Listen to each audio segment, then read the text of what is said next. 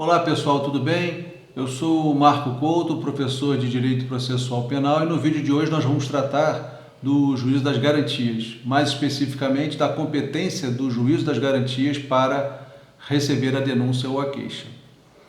Desde 2008, desde o advento da Lei 11.719 de 2008, nós temos a rigor dois momentos nos quais se faz um juízo de admissibilidade da acusação.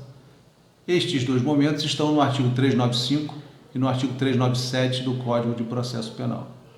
O artigo 395 trata mais especificamente de questões processuais e o artigo 397 trata mais especificamente de questões relacionadas ao mérito.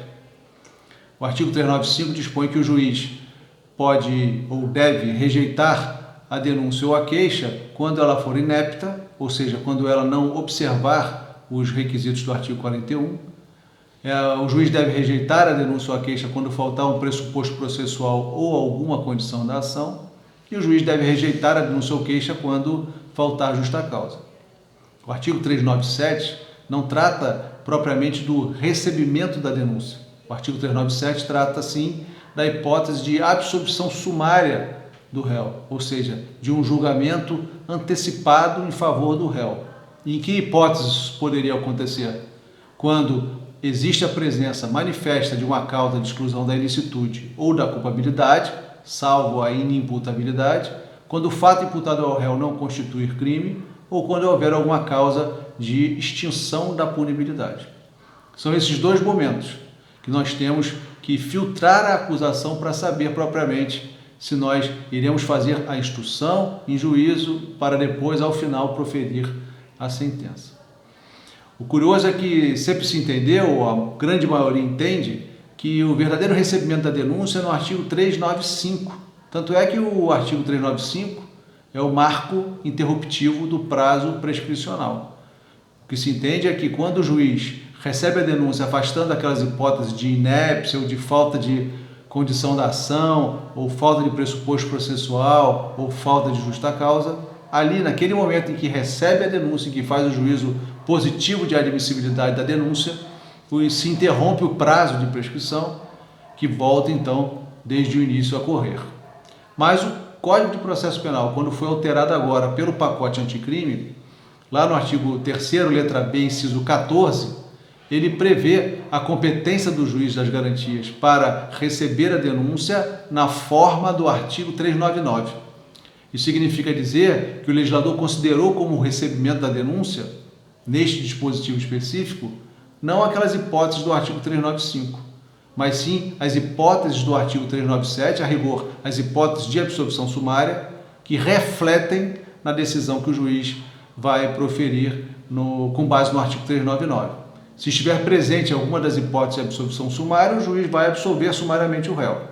Se não estiverem presentes as hipóteses de absolvição sumária, o juiz vai designar a audiência de instrução e julgamento. O curioso é que o juiz das garantias,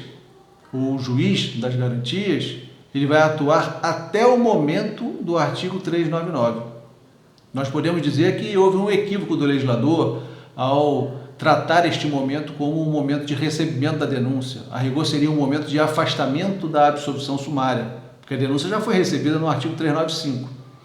Mas, independente da classificação que o legislador do pacote anticrime conferiu a este momento, é curioso perceber que o juiz das garantias ele vai receber a denúncia, ele vai determinar a citação do réu, ele vai aguardar a resposta que virá no prazo de 10 dias e vai enfrentar as hipóteses de absolvição sumária.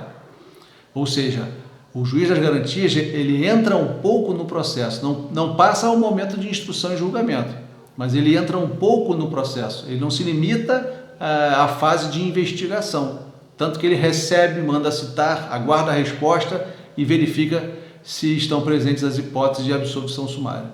Isso tem uma lógica porque o fundamento básico do juiz das garantias é a separação das funções de dois juízes, considerando o momento processual. No momento da investigação atua o juízo das garantias, ou atua o juiz das garantias, e no momento da instrução atua o juiz da instrução e do julgamento.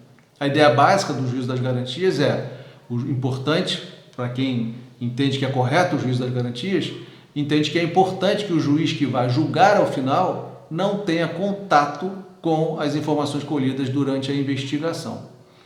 Este que é o ponto. Tanto é que o próprio pacote anticrime trouxe dispositivo dizendo que as informações, em regra, as informações colhidas na fase de investigação devem ser desentranhadas quando os autos forem encaminhados para o juiz da instrução de julgamento. Essa não é a discussão para hoje, não é uma discussão para amanhã, porque nós sabemos que o Supremo Tribunal Federal, na verdade, o ministro Fux, suspendeu a eficácia de vários dispositivos do pacote anticrime, inclusive este dispositivo previsto no artigo 3º-B, inciso 14. Mas é importante que nós nos familiarizemos com esses temas para que a gente, no julgamento de mérito das ações diretas de inconstitucionalidade, na hipótese de o entendimento do ministro Fux ficar vencido, é importante que nós nos familiarizemos com esses temas para que a gente não seja completamente surpreendido pela prática em si. Porque uma vez vencido o entendimento do ministro Fux, e uma vez que o Supremo reconheça a constitucionalidade dos dispositivos que tratam do juízo das garantias, isso vai ser colocado em prática naturalmente. Então, qual é a ideia, qual é o ponto que deve ser ressaltado neste momento? O juiz das garantias só vai atuar na fase de investigação, não presidindo as investigações, mas decidindo as questões que possam surgir durante a investigação? Sim, porém, ele ingressa um pouco no processo na medida em que ele recebe a denúncia com base no artigo 395, determina a citação do réu, aguarda a resposta e examina se a hipótese é de absolvição sumária. Expressamente o artigo 3º-B, inciso 14 do Código de Processo Penal, menciona o artigo 399 do Código de Processo Penal. E o 399 é o reflexo do 397, que contém as hipóteses de absolvição sumária. Então, o juiz das garantias não vai ficar só limitado à fase das investigações, ele vai entrar um pouco no processo. Tanto é que cabe a ele, o juiz das garantias, fazer esse duplo filtro, com base no 395 e com base no 397. Se não for hipótese de rejeição da denúncia, se não for hipótese de absolvição sumária, aí sim vai ser designada a audiência de instrução de julgamento e o juiz da instrução de julgamento, portanto, vai fazer a instrução, vai presidir a instrução e ao final vai proferir a sentença de mérito. Eu e a professora Ana Paula Couto, neste momento de isolamento, nós estamos fazendo vídeos e estamos colocando no nosso site, no site Suposto, para aqueles, primeiro para os nossos alunos e também com a mesma vontade, digamos assim, para aqueles que têm interesse no direito processual penal, para que todos possamos refletir sobre esses temas que estão por aí, que devem ser do nosso conhecimento. Aguarde o próximo vídeo e acompanhem as nossas publicações.